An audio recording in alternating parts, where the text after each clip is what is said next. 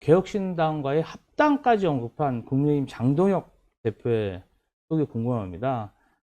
장동혁 국민의힘 대표가 이준석 개혁신당 대표 회동을 앞두고 합당이 가장 강력한 수단일 수도 있고 강하거나 느슨한 선거연대도 있을 수 있다. 그렇죠. 약간 이렇게, 원론적이긴 한데 예. 합당도 이야기를 했더라고요, 인터뷰에서. 근데 사실은 개혁신당 이준석 대표는 국민의힘과 선거연대는 물론이거나 합당도 전혀 생각이 없다. 이렇게 계속 천명을 해왔는데 국민의힘에서 갑자기 또 한동훈 전 대표는 징계를 하고, 징계 분위기로 가고, 윤리위 절차가 예, 가고. 그런데 또 개혁신당에는 이렇게 러브콜을 보내고, 이게 말하는 장동혁 대표의 새로운 그런 회신, 그 어떤 지방선거에 이길 수 있는 보관인지 저는 그게 굉장히 궁금한데, 여기 이제 이기인 사무총장이 계시니까 아니 사실은 이런 얘기가 나온 거는 특검 관련해 가지고 국민의힘과 연대하겠다. 먼저 개혁신당이 여지를 주니까 국민의힘이 크게 한번 받은 거 아닙니까? 저희는 자꾸 연대를 얘기하는데 저쪽에서는 연대를 연애라고 읽는 것 같아요. 난독증이 있는 것 같습니다. 저희는 연대가 없다라는 것을 분명히 말씀을 드렸고, 정책적 연대, 네. 그리고 뭐 민주당과 관련된 어떤 김병기, 강선우 의원의 금품수수 그 특검과 관련해서는 연대할 수 있겠습니다만, 그걸 확장해서 선거연대는 없다라고 분명히 선을 긋고 있거든요. 그리고 이번뿐만 아니라 지난 대선과 총선 때도 마찬가지로 절대 연대할 수 없다. 사실 개혁신당의 태생 자체가 이 국민의힘의 내재적 한계를 극복하기 위해서 만든 정당인데, 우리가 극복하겠다라고 하는 그 대상과 연대를 할 수 있겠느냐, 합당을 할 수 있겠느냐고 좀 일관되게 말씀드리고 있는데, 아마 장동혁 대표는 너무 이 당의 위치가, 서 있는 위치가 오른쪽으로만 가다 보니까 이 외연 확장의 카드로 개혁신당을 톡톡 건드려보는 그 방법을 쓰고 있는 것 같아요. 근데 그게 썩 좋은 효과를 거둘 것 같지는 않거든요. 이게 뭔가 개혁신당을 한 번 더 언급한다고 국민의힘의 어떤 지지층이 확장이 되거나 그런 게 아니라, 국민의힘이 스스로 서고 있는 자리를 좀 중간으로 옮기는 게 가장 중요하고 효과적인 건데, 좀 그런 부분들은 조금 착각하고 있는 것 같다는 생각이 듭니다. 그럼에도 불구하고 오늘 이제 약 35분 전에 네, 좀 전에 만났어요. 악수도 하더라고요. 아까 네, 영상 장동혁 보니까. 대표와 이준석 대표가 만나가지고 이제 뭐 통일교 특검, 그리고 강선우, 김병기 의원 금품수수 민주당 문제, 그리고 또 나아가서 그 대장동의 범죄수익 환수까지 종합적으로 좀 우리가 처리를 하자라고 공조를 요청한 바 있습니다. 그리고 이게 상징적인 장면인데, 네. 그 뒤에 백드롭에 그렇네요. 차이를 넘어 민주주의라고 민주주의를 쓰네요. 지킨다라는 백드롭을 이제 새로 만들어서 보여주셨잖아요. 그 문구를 이준석 대표가 제안했다고 해요. 장동혁 대표가 저걸 받은 거고요. 그리고 장동혁 대표는 이준석 대표가 국민의힘 대표로 있었을 때 공천을 받아가지고 당선된 분이시기도 하고, 또 저 장소가 228호거든요. 이준석 그렇죠. 대표가 대표로 있었을 때 쫓겨났었던 그 장소이기도 합니다. 아주 상징적인 장면인 것 같아요. 그런 소소한 차이와 정치적인 어떤 환경을 넘어서 우리는 진짜 국민들을 위해서 일을 해야 된다는 그 취지로 저렇게 만나가지고 정책적 공조를 하는 것은 좀 분명히 평가받을 일이라고 생각을 합니다. 차이를 넘어 민주주의를 지킨다라는 백드롭이 인상적이었습니다. 네. 그런 좋은 뜻이 있다면 국민의힘과 개혁신당은 연대하는 게 맞죠. 민주주의를 지킨다는 것 있잖아요. 지금 중앙 행정 권력, 입법 네. 권력을 민주당이 독점하고 있습니다. 지방 권력까지 갖게 되면 사실상 사법권을 제한 모든 권력을 민주당이 독점하게 되고, 이 독점한 권력을 바탕으로 사법부 압박하고 있는 거 봤잖아요. 그러니까 적어도 이제 당면한 지방 권력을 민주당이 독점하지 못하도록 민주당과 개혁신당은 연대해야 하고 승리해야 하는 역사적인 책무가 있다고 봅니다. 지금 장동혁 대표가 연대와 합당까지 얘기한 것은 이번 지방선거에 대한 절박함, 네. 이번 지방선거가 잘못 치러졌을 때에 대한 책임론, 이것은 이준석 개혁신당 대표보다는 장동혁 국민의힘 대표가 더 크게 느낄 것 같아요. 정치적 책임도 크게 질 수밖에 없다고 생각합니다.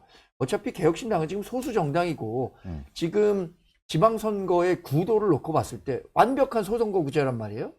그러면 개혁신당이 광역단체장을 당선시키기 어렵다라고 볼 겁니다.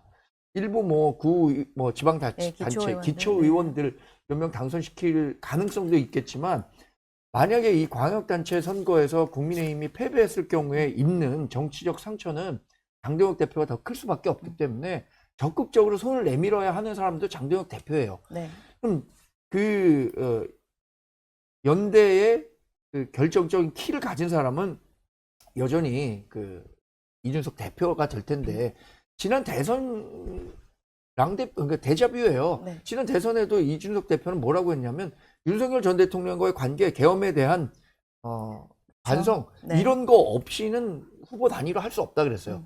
또 하나는 현실적으로 당시에 김문수 후보랑 단일화해서 이재명 후보 이길 수 있었다라는 판단이 들었으면 적극적으로 단일화에 응했을지도 모릅니다. 그런데 지금도 같은 상황이 벌어지고 있어서 이준석 대표가 과연 적극적으로 연대에 나설지 이 부분은 저도 좀 약간은 비관적으로 봐요. 지난번과 같다면 결국 키는 장동혁 대표가 쥐고 있는 걸 수도 있을 텐데. 장동혁 대표가 이준석 대표가 활동할 수 있는 공간을 열어줘야죠. 그 활동할 수 있는 공간을 열어주는 게 이준석 대표가 왜 국민의힘 나왔습니까? 윤석열 전 대통령 때문에 나간 거 아니에요? 윤석열 전 대통령과 절연을 넘어서 정말 정치적 퇴출 전환까지 이루어지지 않을 경우에 이준석 대표가 쉽게 그 연대 카드를 받을 수 없을 것 같거든요, 저는. 장동혁 대표의 행보가 뭔가 바뀌거나 또는 이제 저 함께 공조하는 것들이 좀 진전이 있고 그러면 좀 더 선거연대로 갈 수도 있는 가능성도 있나요? 근데 그런 가정이 사실 의미가 없는 그렇죠. 게 가정이 있긴 그럴 합니다. 가능성이 없어서 이 장동혁 대표뿐만 아니라 지금 당내 구성원, 지도부의 구성원이라고 하는 걸 몇 면을 살펴보면 사실 오른쪽으로 가도 너무 같잖아요. 국민의힘 대표 이준석 대표가 있었을 때 저런 주장이 나오면 아주 이상한 주장이다라고 손가락질 받았었던 그러한 의견들이 이제는 주류가 되어가지고 국민의힘이 운영되고 있는 상황이라서 그런 가정은 의미가 없고 지금 보면은 개전의 정은 안 보인다. 다만 그런 차이 하나 때문에 뭐 정책적 공조를 안 할 것은 아니다. 이 대여 투쟁이라고 하는 큰 거국적인 취지의 아래에서 야당들이 함께 모여가지고 특검 같은 것들은 연대할 건 연대하되 정치적 이런 것들은 정확하게 남겨두는 뭐 그런 스탠스인 것 같습니다. 결국은 네. 국민의힘 자체적으로 뭔가 좀 구심력을 가지고 통합한 이후에 다른 당내를 먼저 통합하고. 그럼요. 당 내부터 통합을 해야지 뭐 외부 세력을 받는다고 해서 당에서 잘 안 되던 일이 그냥 저절로 해결되는 건 아니잖아요. 그러면 구심점을 만들어서 통합을 해야 되는데 당내에도 지금 굉장히 분열상이 심하고 정치 결사체 동지로서 서로 간에 하지 못할 말들을 매일매일 지금 쏟아내고 있는 상황입니다.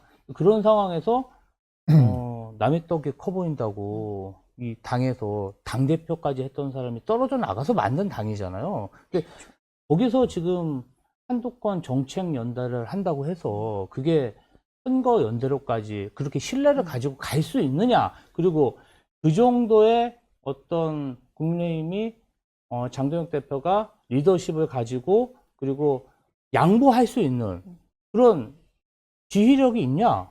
당내에서 그게 안 보이잖아요. 당내에서 중진 의원들도 장동혁 대표한테 굉장히 반발하고 왜 윤석열과 단절하지 못하냐. 그리고 당명 개정 관련해가지고 비싸게 돈 들여서 명칭만 바꾸면 뭐하냐. 그 나물에 그 밥인데 그런 이야기들을 친한계 인사들한테만 듣는 게 아니라 이제는 영남 중진들한테까지 듣고 있어요. 네. 그래서 지금의 어떤 장동혁 대표가 개혁신당과 이렇게 손을 맞자는 모습은 일시적인 퍼포먼스 한 2주 전에 필리버스터로 한 네. 일주일 정도 그런 비난을 피했죠. 장동혁 대표. 예, 그러니까 네. 장동혁 대표는 지금 되게 임시 반평적 그런 정치 활동을 하고 있다. 근본적인 문제는 하나도 손을 못 대고 있는 게 아닌가 이런 생각이 듭니다. 오랜만에 네. 상당히 네. 공감할 수 있는 얘기를 네, 공감하셨어요? 김지훈 대변인 네. 해주셨네요. 좀 힘이 없어가지고 걱정했는데 오늘 살짝 아주 목소리가 공감이 좀 되는 낮으시긴 말씀을. 했는데. 그러니까. 안 좋은 일 있으신 거 아니시죠? 아닙니다. 아니, 당명 개정 이야기도 하셨는데 실제로 당내에서는 당명 개정에 대한 여론이 어떻습니까? 아니 근데 우리 당원들 전당원 투표를 했잖아요. 네. 투표율이 뭐 25%밖에 안 되고 그렇다고 하더라도 일단 전당원 그 투표라는 절차를 거쳤기 때문에 당명 변경은 기정사실로 봐야죠.